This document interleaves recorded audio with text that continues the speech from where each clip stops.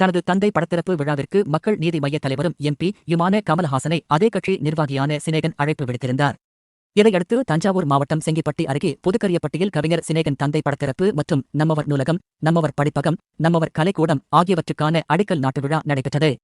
இதில் பங்கேற்ற மக்கள் நீதி மய்யத்தின் தலைவரும் எம்பியுமான கமலஹாசன் பேசுகையில், பதவி வரும்போது பணிவும் துணிவும் வரவேண்டும்.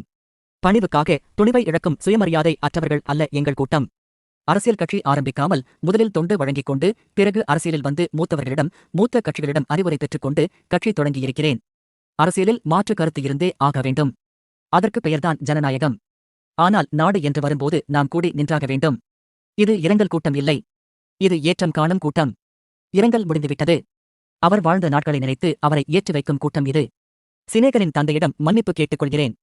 உங்கள் மகனை நான் தத்தெடுத்துக் கொள்கிறேன் என்று பர்மிஷன் கேட்கவில்லை. அதற்கான மன்னிப்பை அவரிடம் கேட்டுக்கொள்கிறேன். எதற்காக திமுகவுடன் இணைந்தீர்கள்? அதான் ரிமோட்டை தூக்கி டிவி மேல் போட்டீர்களே. ஏன் மறுபடி திமுக கூட்டணிக்கு போனீர்கள் என்று கேட்கிறார்கள். ரிமோட்டை தூக்கி போட்டேன். அதான் ஜனநாயகம். அதை விமர்சிக்க வேண்டும். ஆனால் ரிமோட்டை வேறு ஒருவன் தூக்கிட்டு ஓடிட்டான். ஆஹா, ரிமோட் அங்கு போகக்கூடாது என்ற எண்ணம் எழுந்தது. ரிமோட் ஸ்டேட்டில் இருக்க வேண்டும். கல்வியும் அப்படித்தான் இருக்க வேண்டும். ரிமோட்டை கொடுப்போமா? எடுத்துட்டு வந்து திருப்பி ஒளித்து வைத்தேன். ஒருத்தர் மீது ஒருத்தர் அடித்துக் கொள்ள வேண்டாம். எவனாவது வந்து தூக்கிக் கொண்டு போய்விடுவார்கள். அப்படின்னு எடுத்த முடிவுதான் இந்த கூட்டணி.